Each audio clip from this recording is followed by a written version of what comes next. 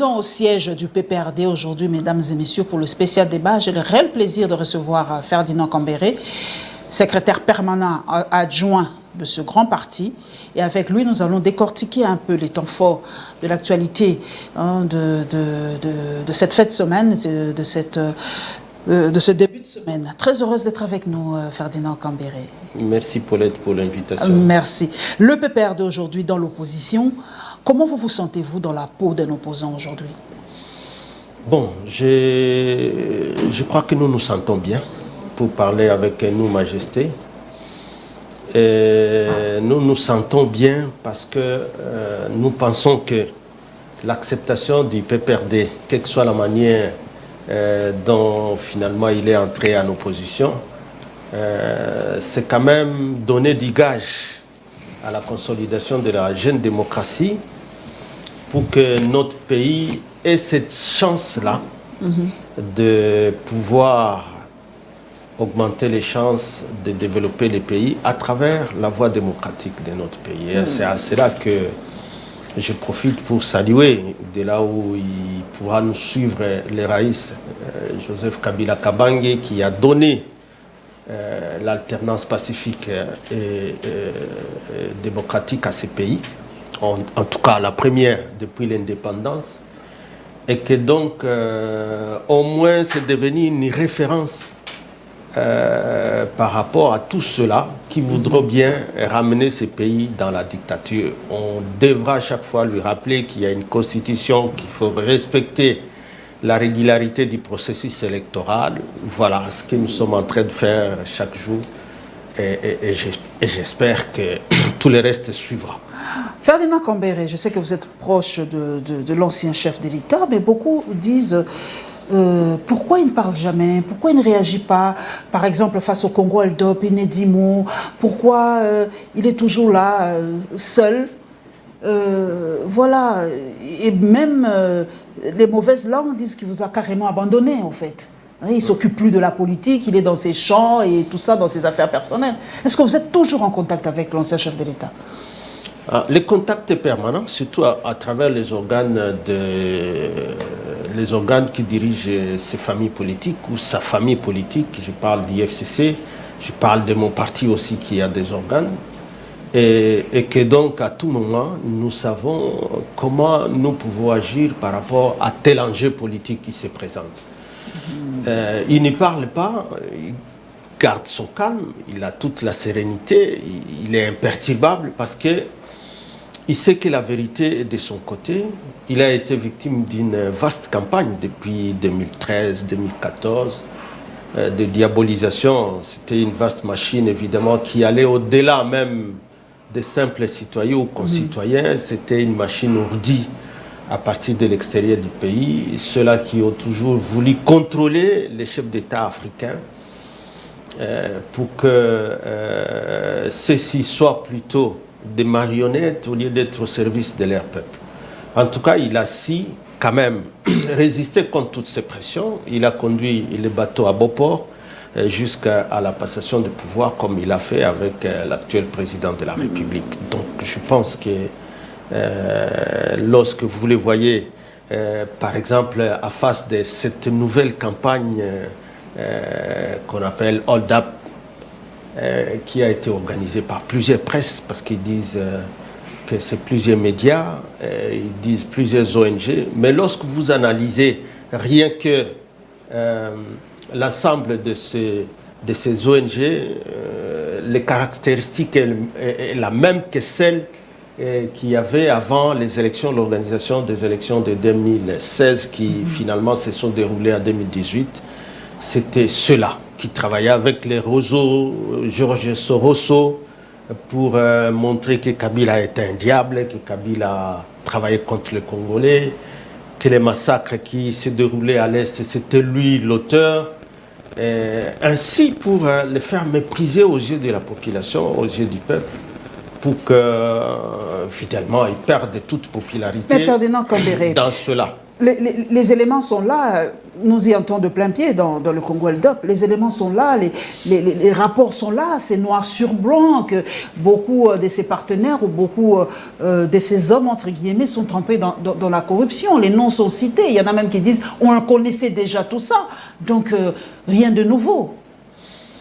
En tout cas, de la manière que ça a été présenté, surtout par Sonia Rollet, qui a pris les devants du front de cette nouvelle campagne sur France 24, sur RFI, quand en moins de 6 minutes, vous la voyez débiter le nom de Kabila comme auteur de ces hold-up-là, il peut le débiter 10 à 15 fois, parlant des détournements au niveau des banques, parlant de ce qu'il considère comme des pièces justificatives pour prouver à aller jusqu'à 3 500 000 pièces. Je ne sais pas si il faut photocopier chaque pièce et constituer un syllabus. Je ne sais pas si ça sera de combien de pages? Ça sera de combien de pages? Donc, c'est ceux-là qui se disent avoir travaillé pendant, je crois, 9 mois. 9 mois, coup sur coup. Ils s'organisent pour dire, travaillons contre Kabila et montons un dossier. Donc, c'est un montage, malheureusement grossier, parce qu'au regard, rien qu'au regard des pièces, 3 500 000 pièces, et les montants même, 138 millions, quelque chose. Vous vous dites tout simplement, est-ce que c'est comme ça qu'il fallait les faire? Pour que les ONG décident de travailler toutes les mêmes jours, pour finir les mêmes jours une enquête, c'est quand même impassable. Ferdinand Cambéré, pourquoi Kabila dérange aujourd'hui? Pourquoi il dérange? C'est ça qu'on pouvait même se demander, parce que depuis qu'il est parti, vous-même vous dites qu'il est calme, il est chez lui, il ne parlait pas, et il a préféré donner la chance lorsque finalement son prédécesseur a voulu travailler seul, alors que la majorité au Parlement était la majorité du FCC, donc de Kabila, mais il a voulu rompre la coalition et en utilisant malheureusement des moyens qui n'étaient pas propres pour y arriver, corruption, chantage, menace de dissolution de l'Assemblée et tout ce qui va avec. Et bon, Kabila a accepté parce qu'il avait quand même déjà prédit que si vraiment son prédécesseur voulait faire les choses de la manière qu'il a fait, en tout cas c'est le peuple qui dira un jour que les institutions coûtaient cher. Maintenant ce sont des palissades pour faire passer une décision au niveau du Parlement. Il faut toujours réfléchir comment donner de grosses sommes à ces députés-là. Même quand c'est des situations contre la population, ces députés, c'est devenu des députés sans cœur. Ils vont choisir les camps du pouvoir. Les dossiers Ramela, vous les connaissez. On va en parler. Les dossiers État des sièges là, vous les connaissez. Maintenant, c'est des Ougandais, il semble qu'ils sont entrés. On nous dit toujours avec l'aval de ces mêmes députés. Voilà, en bref, comment maintenant la République fonctionne. Et c'est dans une crise Ferdinand Cambéré, le mot deal a été employé par le président de la République lui-même. Il a dit qu'il y a eu deal. Aujourd'hui, moi, je vous pose la question, vous qui êtes proche de Joseph Kabila. Ne regrette-t-il pas ce deal-là? Est-ce qu'il ne s'est pas laissé duper par Félix-Antoine Tshisekedi? Non, quand c'était pour honorer ces Congolais qui sont allés quand même voter, décider du changement, décider de l'alternance, et que notre candidat n'a pas été celui qui a choisi, mais quelqu'un qui est venu de l'opposition, je crois que là où il est, le Raïs Joseph Kabila Kabange doit être fier, parce que c'est à un Congolais qu'il a laissé, à son frère congolais qu'il a laissé le pouvoir. Lui qui était traité de Rwandais, soit dit en passant. Qui a été jadis traité, c'est pas moi, des noms de tous les oiseaux.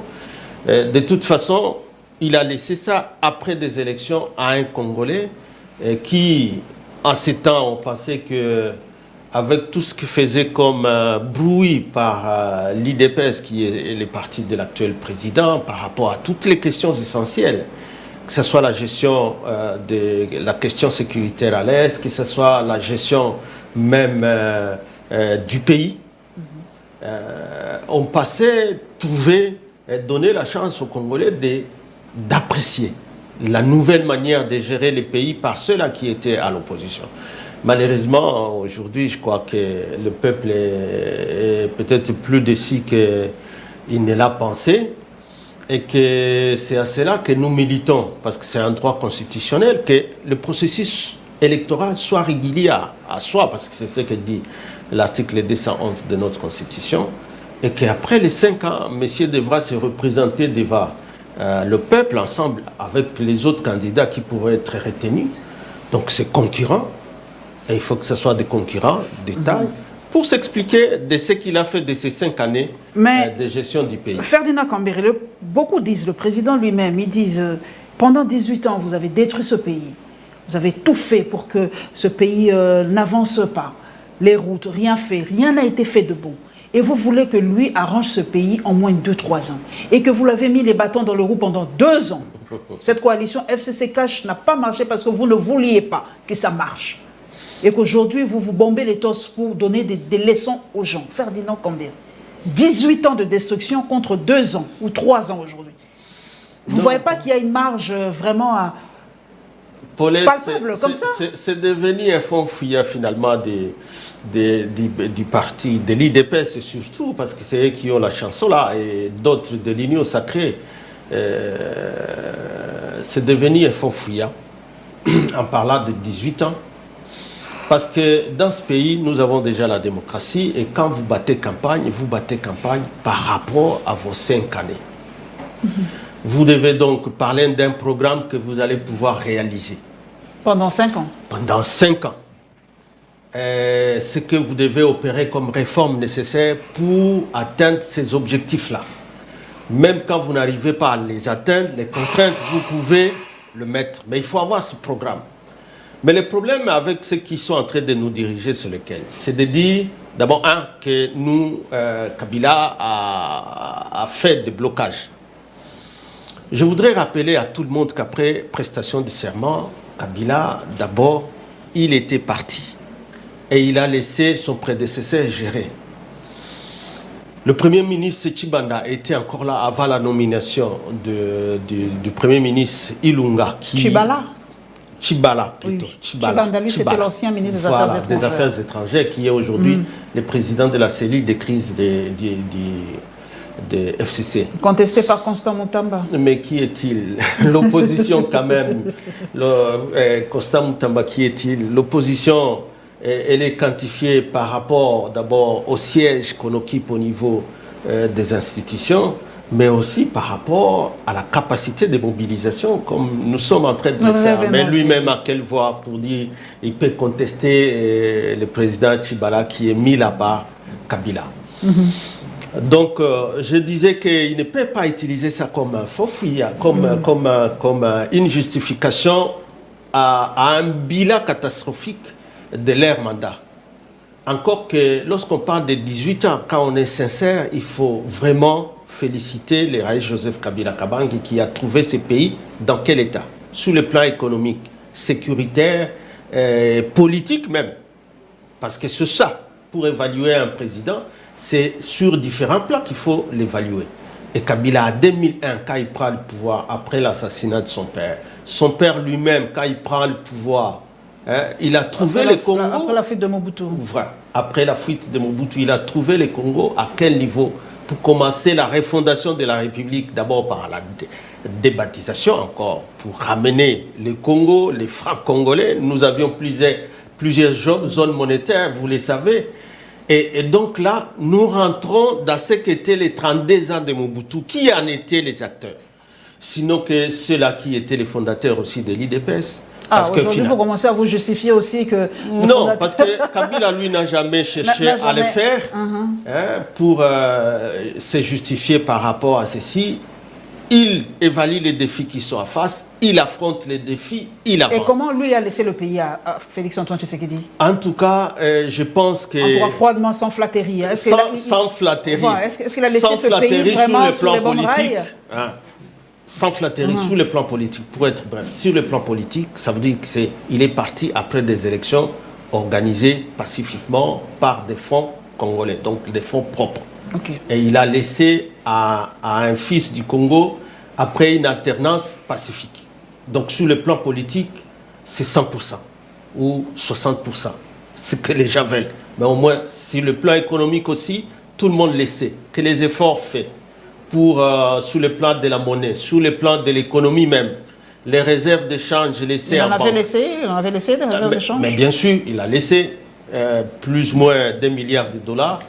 Et les efforts de réforme dans les secteurs miniers, tout ça c'était la visée par rapport à comment stabiliser notre économie. Parce que sans économie, finalement, comment nous allons parler de la production? Sans économie, mais comment nous allons... l'économie était morte, hein, sous Kabila. Il y avait pas morte, parce qu'au moins, si en entrant au pouvoir... À part le secteur minier, il y avait plus rien. En entrant au pouvoir, ils ont commencé à faire des sacrifices, à réunir les moyens, même pour s'acheter des jeeps, mais ce qui sont arrivés, la première chose, avec des programmes plus ou moins fabriqués pour des fins... Programme 100 jours, programme Tchilé-Gelou, programme 100 jours, programme Tchilé-Gelou, tous ces programmes ont connu des fuites énormes de capitaux, mais parce qu'ils ont trouvé de l'argent. Si Kabila n'avait rien fait, et n'allait rien trouver non plus, mais il a trouvé, donc ils ont trouvé ce qu'il lui a laissé, mais le comble, c'est que c'est quand même été gaspillé, même dans les voyages du président de la République, parce que lui-même, quand il reconnaît que 50 millions, c'est quoi? Moi, je peux glaner plus que cela. J'utilise ceci pour glaner, mais c'est quand même des voyages, c'est quand même de l'argent qui pouvait servir aussi à autre chose. On pouvait bien utiliser aussi nos ambassades à l'extérieur, mais vouloir être partout en même temps et à l'intérieur du pays. On a besoin du président au Kasaï, on a besoin du président parce qu'il n'y a pas que les Katanga et les Kivu. Au Bandundu, on a besoin de lui, au Congo central, et un peu partout. C'est un chef de l'État. Je ne dis pas que tout le monde sera comme l'ancien président de la République avec son volant, il expérimente et tout, qui sillonnait toute la République. Bon, chacun a sa façon de faire, mais l'important à la démocratie, c'est qu'il y a un temps et que le peuple, à ce temps-là, il peut se prononcer. Ferdinand Cambéré, l'état de siège, moi je me rappelle sous Kabila, il n'y a jamais eu état de siège. Hein. D'abord, pourquoi il ne voulait pas de l'état de siège?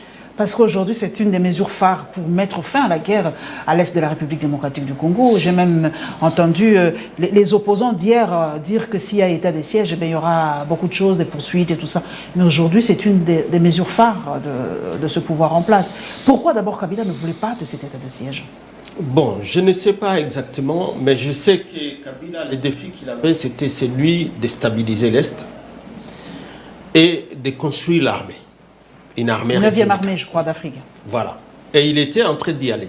En tout cas, dotation, en uniforme, même en formation. Il y a une académie militaire qui est à face de haut niveau, qui est le collège. Ouais. Tout ça, c'était se rassurer d'avoir de doter à notre pays d'abord une armée républicaine, bien formée, et une armée qui doit être disciplinée. Donc ça prend du temps. C'est quand même des armées où lui avait FAC et les autres d'IMLC avaient des militaires, RCD Goma avait des militaires, RCD KML avait des militaires, pour mettre tous ces gens ensemble et former des gens qui vont commencer à suivre un même commandement, ça prend quand même du temps. Donc lui a eu quand même cette volonté de le faire. Et que donc à l'Est, comme là, parfois c'est une question complexe, où il y a des réalités locales, mais mélangées aussi avec les voisinages des pays, le Rwanda et l'Ouganda, où parfois il y a d'autres éléments qui sont entrés dans notre armée, où d'autres disent non, des nationalités douteuses, ou infiltration de l'armée. Les chefs de l'État, étant de l'opposition, je crois qu'ils ont beaucoup accusé Kabila de cela. Alors quand il prend le commandement, je crois qu'il devait aussi se rendre compte de tout ce qu'il doit pouvoir faire comme travail. Alors, il ne voulait pas aller à l'extrême mesure, je pense, j'imagine, parce qu'il faut se rassurer, d'abord la préparer, se rassurer aussi qu'on a toute la maîtrise, que quand on ira, parce que la Constitution ne donne que 15 jours, 30 jours d'abord, et puis chaque fois 15 jours. Ça veut dire que ça doit être une opération chirurgicale. Quand vous décidez de la mener, ça doit être pour un temps bref. Mais le président a dit juste à ce que la situation de l'Est c'est ce qui devient grave. C'est ce qui devient aura cet grave. État de siège parce qu'entre-temps, quand ça ne donnait pas de résultats, lui-même a annoncé l'arrivée d'autres troupes étrangères, on a annoncé l'arrivée des troupes américaines, on a annoncé l'arrivée des troupes kenyanes. Bon, les Rwandais, les gens croient qu'ils sont déjà là, il y a des accords qui auraient déjà été signés. Bon, mais maintenant, ce sont les Ougandais qui s'invitent aussi. On nous dit, bon, ils sont invités. La mutualisation on nous dit qu'il y a mutualisation de forces.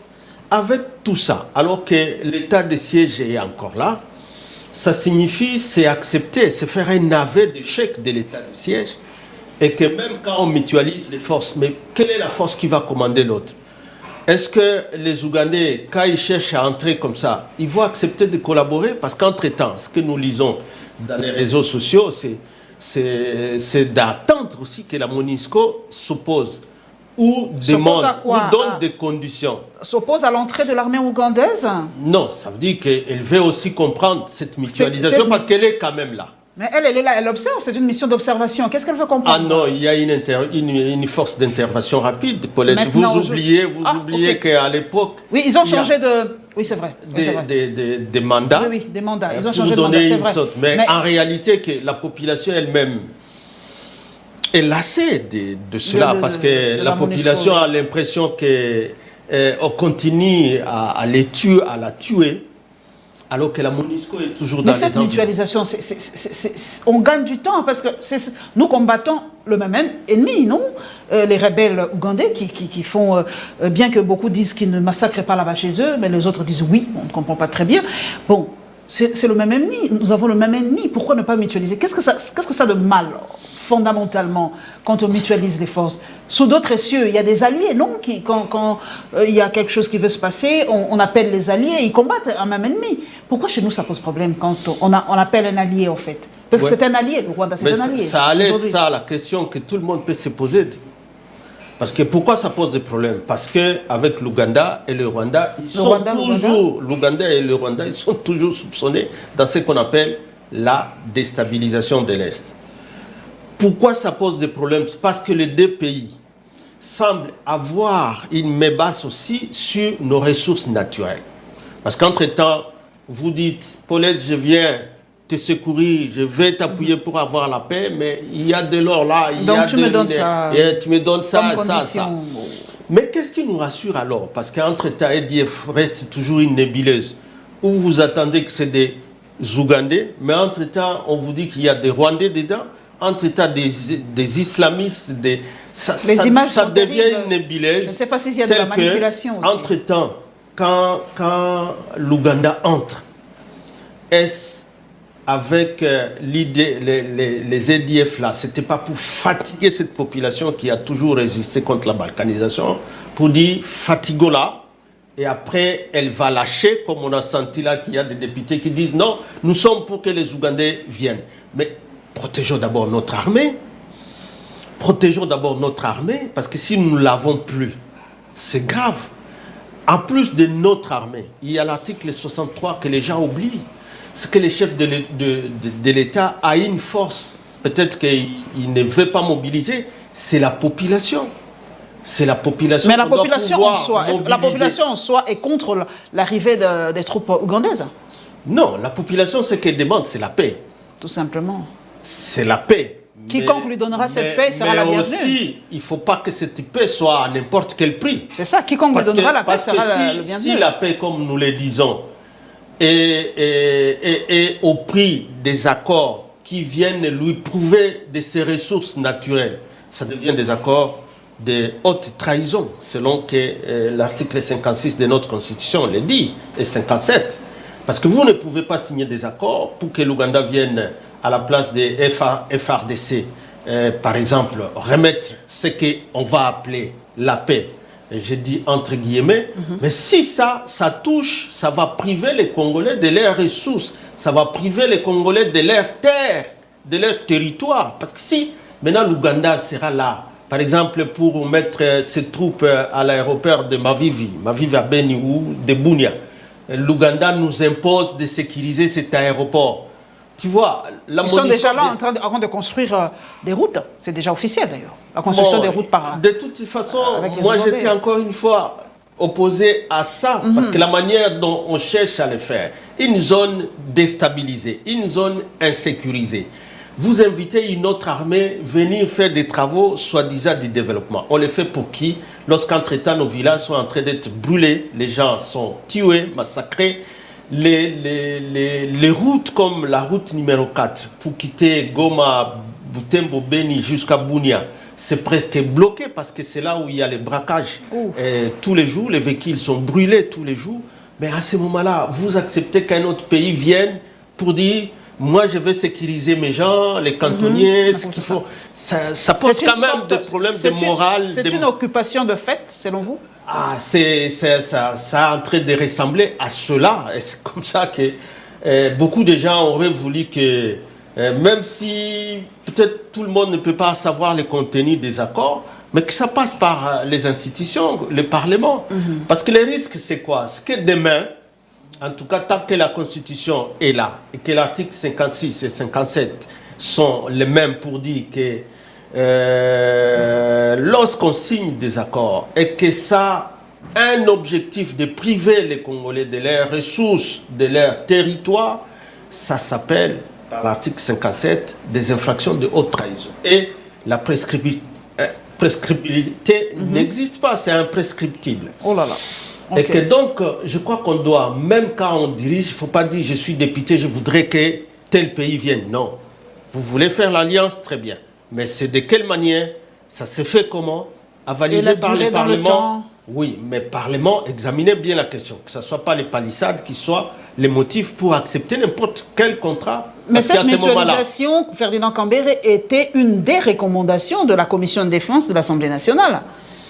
Bon, moi je suivais le matin un membre de cette commission-là qui a dit que ça n'a jamais été la recommandation. Juvenal Monobo. Voilà, de l'État de... En tout cas, je le suivais, je crois. Je l'ai suivi aussi, mais ça... Y a une sorte, ça n'a jamais été une recommandation. Il y a une sorte de contradiction. On nous dit simplement qu'il y a des députés de Bounia et de Beni qui ont souhaité ou exprimé cela comme un vœu et que le chef de l'État est passé donc à la mesure supérieure pour les appeler. Mais je crains que ça ne soit comme l'état de siège mis en place aussi dans la précipitation. On amène l'Ouganda aussi dans la précipitation. L'Ouganda vient avec tous les moyens d'installer ses militaires chez nous avec des provisions, des moyens à face de nos militaires qui seront en manque par rapport à ça. Et les risques, c'est quoi? C'est qu'entre-temps, quand les Ougandais peut-être se battent, nos militaires et n'ont même pas eu la ration et qu'ils vont rester derrière, c'est des choses à planifier. Nous ne pouvons pas blaguer avec la souveraineté du peuple. Je suis souverainiste, mais je ne suis pas contre qu'il y ait des alliances, qu'il y ait des mutualisations de forces. Ce que nous demandons, c'est que ça soit étudié. De toute façon, depuis tout ce temps, même à l'époque de Kabila, avec l'armée ougandaise, il y avait déjà cet accord de mutualisation où il y avait échange d'informations. L'Ouganda, je crois, si vous suivez ce que Museveni a dit sur France 24, l'Ouganda quand même nous narque, tout en disant qu'elle vient il a tenu des propos assez choquants. Il a traité des... Que ce soit Museveni, que ce soit Kagame, il nous narque quand même. Les autorités qui sont là, dans leur fierté, je crois qu'ils sont touchés lorsqu'ils suivent ça. Ou lorsque vous dites que, bon, ils ne savent pas se protéger, ils ne savent pas se protéger, il ressemble à un corps qui a perdu les anticorps pour se protéger. Que donc, voilà. Ça signifie séropositif politique. Donc, avec ça, et tout ce qu'ils ont comme agenda, si nos ressources minières, ça crée quand même des problèmes que tout Congolais doit se poser. Parce que, comme je venais de le dire, quand on se réfère à l'article 63, nous, Congolais, et c'est tout Congolais qui a le devoir de se battre pour la sauvegarde de l'intégrité. Et quelles étaient, Ferdinand Cambéré, les relations de Kabila à l'époque avec Kagame et Museveni? Les relations, en tout cas, c'était d'État en État, parce que le Congo était entré, comme je le disais, la refondation de l'État. Est-ce qu'il était respecté? Est-ce que Kabila était respecté? Je pense que... Ou on le craignait, ou était-il respecté entre les deux? En tout cas, à son époque, je me rappelle la dernière visite de Kabila à Museveni, à la frontière de l'Ouganda là-bas, et quand il ressortait, il avait dit ceci, je suis allé voir, c'était toujours par rapport à cette nébuleuse des EDF, je suis allé voir mon frère pour que il nous aide à ce que la sécurité qu'il a chez lui en Ouganda, nous l'ayons aussi. Les autres affaires économiques que nous pouvons faire avec le Rwanda, que nous pouvons faire avec l'Ouganda, mais il faut que nous ayons d'abord la paix. Mais s'il faut que ça nous soit imposé pour que les accords soient signés, lorsqu'on est sous pression, lorsqu'on est sous menace, les Congolais se lèveront toujours pour dire ces accords-là, nous ne les connaissons pas, nous ne sommes pas d'accord et donc nous devons les revoir. Okay. Ce que je voulais simplement dire ici, que donc je pense que tout le monde est en train de regarder, surtout quand il y a maintenant un débat. Lorsque aujourd'hui on nous dit MONUSCO veut s'opposer ou sinon poser des conditions qui veut participer à cette mutualisation de force. Ils sont encore là, ils ne sont pas encore partis. Kabila avait demandé que la MONUSCO parte. Il y avait un effet de bouclier à l'époque. Hein? Ouais, il y avait cet effet. Mais c'était quand même qui soulevait beaucoup d'aspects lorsqu'il fallait bombarder ces cas des EDF, où on nous disait les cas des EDF, il y a des enfants, il y a des femmes, les dépendants, il ne faut pas les bombarder parce que... Mais pourquoi il ne faut pas la même chose lorsque ces mêmes EDF sont en train de tuer les gens dans les villages? Pourquoi on ne dit pas la même chose contre ces gens-là? On ne sait pas, la MONUSCO, lever les tons par rapport aux gens massacrés, que ce soit Ituri, que ce soit Beni. On a bombardé d'une façon aérienne, hein. Déjà. Hein. L'armée ougandaise a déjà bombardé d'une façon aérienne. Hein. Bon, tout ça c'est à vérifier. C'est à vérifier toujours. Tout ça c'est à vérifier parce qu'il y a peut-être beaucoup d'annonces et l'effectivité sur le terrain, il faut que nous les sachions parce qu'entre-temps, on a quand même continué à tuer. Les EDF ont continué à tuer à Eringeti et à Mungwalu. Et donc, voilà ce qui est en train de... Nous revenons un peu au palais du peuple. Ferdinand Kambere, comment voyez-vous la gestion de l'Assemblée nationale par M. Mbosso? Comment vous l'évaluez?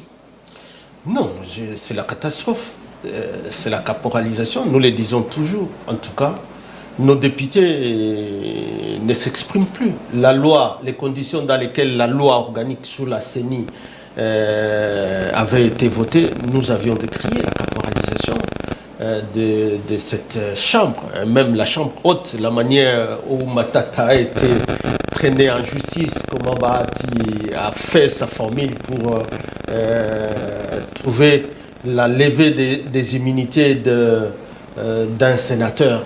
On comprend bien que le Parlement, en réalité, ne représente plus rien à ce qui est devenu... C'est vraiment une caisse de résonance aujourd'hui? Une caisse de résonance du pouvoir exécutif qui est là, qui fait passer ce qu'il veut, quand il veut, et on les fait passer de la manière qu'on veut.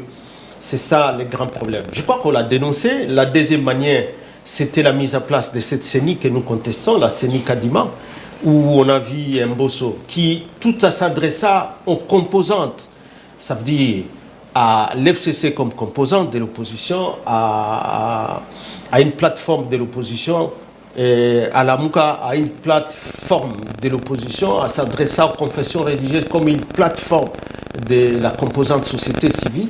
Mais lorsqu'il met en place, en défaut du consensus entre les plateformes, il a fait à la manière qu'il voulait, à la manière que ce pouvoir le veut.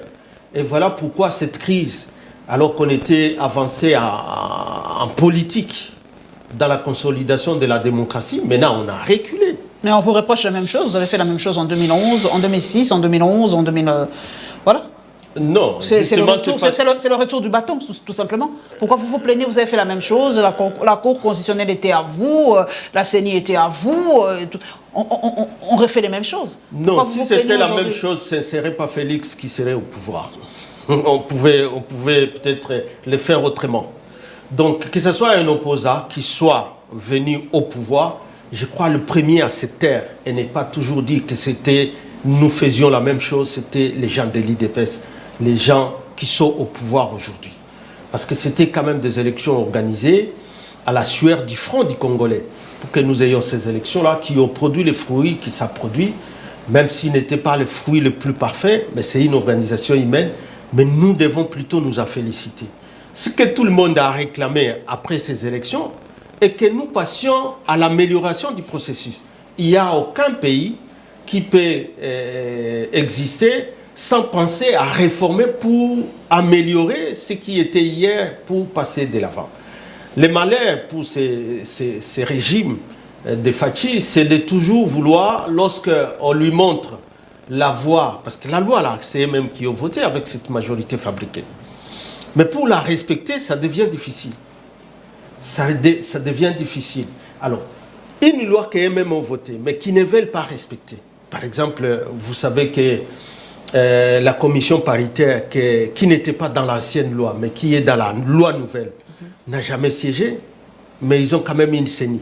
Alors que cette commission-là, c'est la commission qui, lorsque le composant envoie des candidats désignés, proposés pour la CENI, c'est cette commission qui a un grand pouvoir de valider ces propositions, qui a même un pouvoir de refuser de valider et de renvoyer auprès des composantes pour qu'ils renvoient d'autres noms.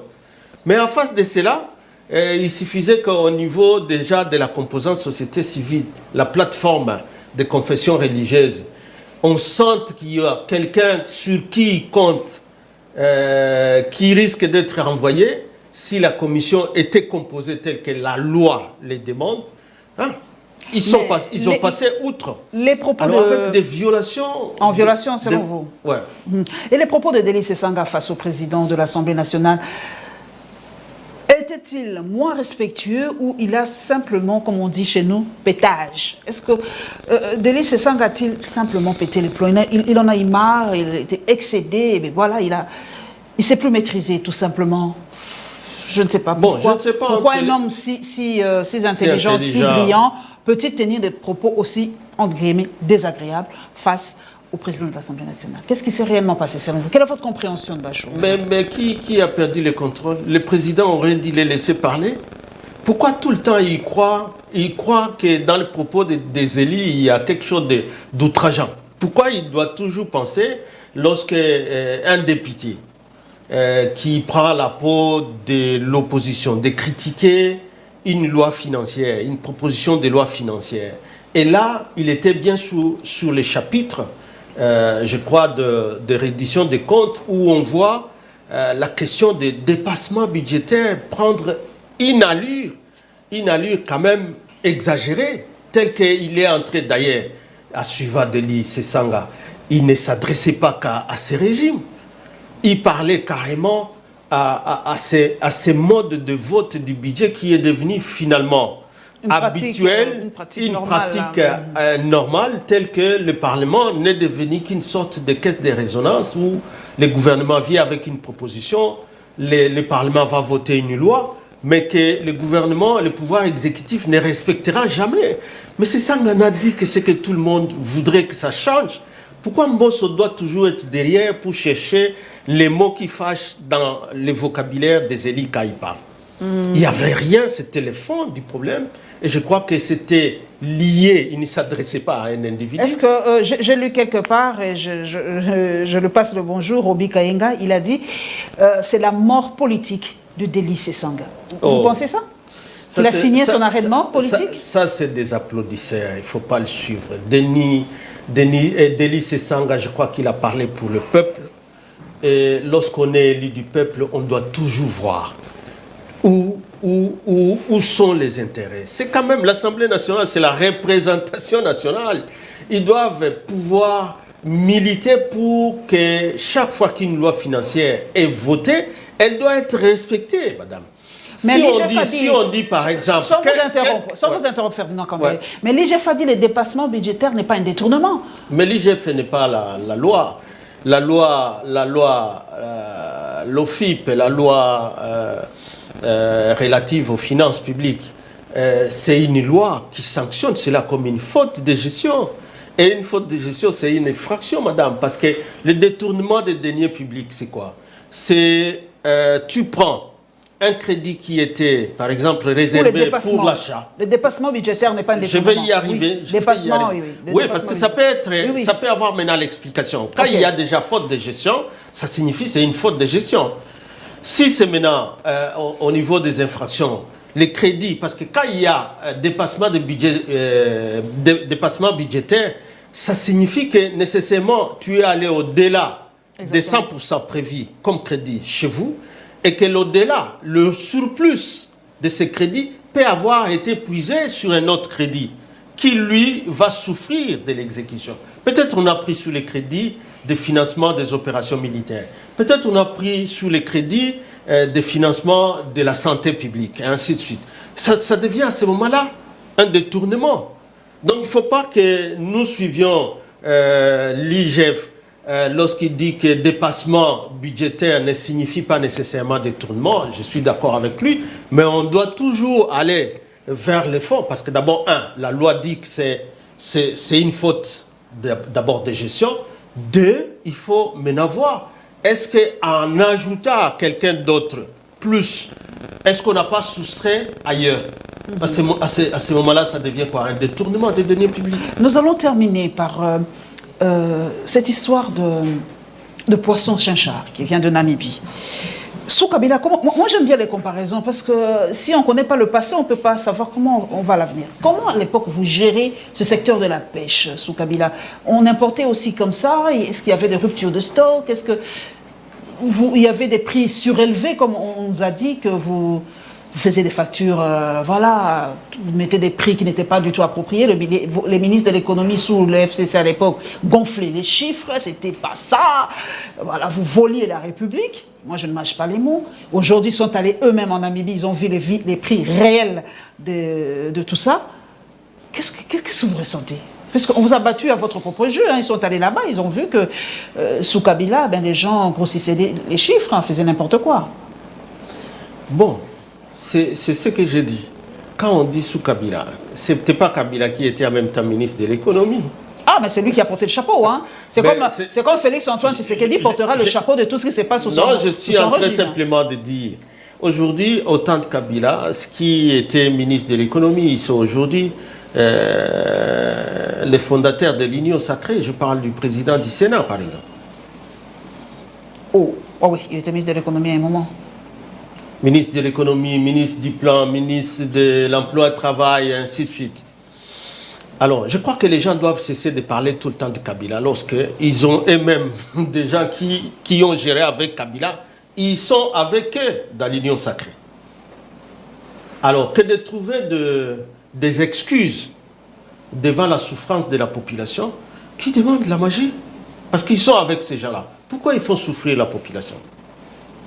Je crois que c'est des justifications pour moi qui ne tiennent pas du tout. Qui ne tiennent pas du tout. Lorsqu'on cherche à gérer le pays, il faut s'assumer. C'est à cela qu'on est appelé responsable. Ça veut dire que je suis responsable. Quand ça ne va pas, je dois assumer la responsabilité. Je dois endosser la responsabilité et non trouver des explications pour dire non, Kabila a fait ça, Kabila a fait ça. Mais ils sont avec tous ceux-là qui étaient des ministres. Beaucoup de ministres qui étaient avec Kabila, ils sont dans l'Union sacrée aujourd'hui. Des marches prévues pour contester autre chose? Est-ce que vous avez prévu encore d'autres manifestations, Ferdinand Cambéré? C'est pas facile d'être dans la rue, hein. J'ai vu dernièrement, c'est pas facile. Hein. Vous allez tenir le rythme jusqu'en 2023? On tiendra le rythme tant que c'est... Sans l'appui de l'Église catholique, hein, de toutes les façons. Hein. Vous avez oublié ça. Ils ont dit non, hein. L'Église catholique a dit non. Hein. Plus question de soutenir l'opposition. Hein. C'est fini. Hein. Que chacun montre sa force sur le terrain, seul.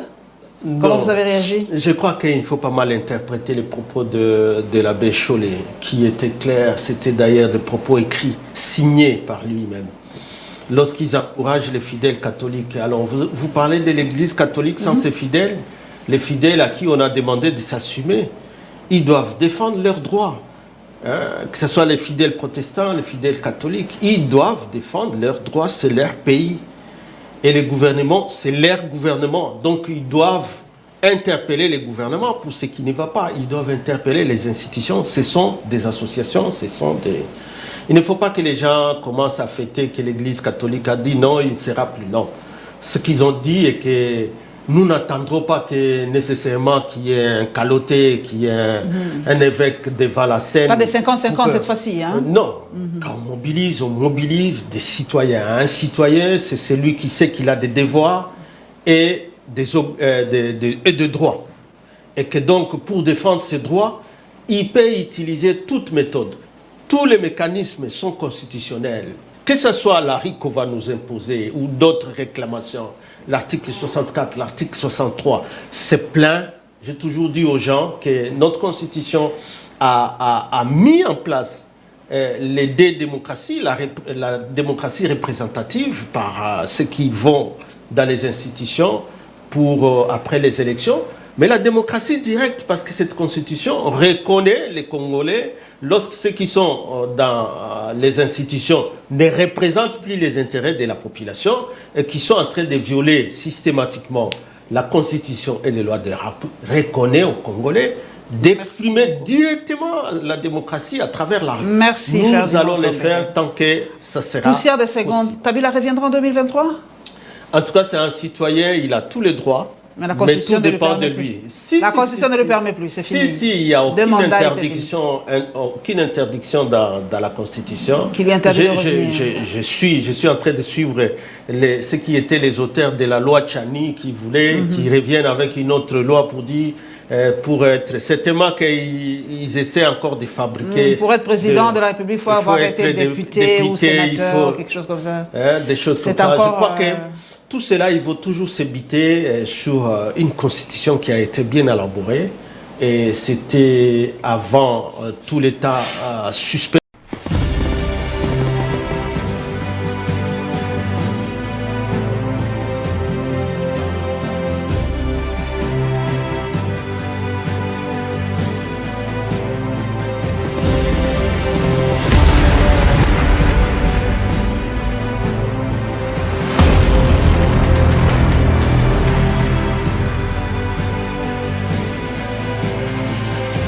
Vous est largement ouverte, vous êtes aujourd'hui dans l'opposition, donc vous avez la large attitude de parler, de vous exprimer, de dénoncer ce qui ne va pas.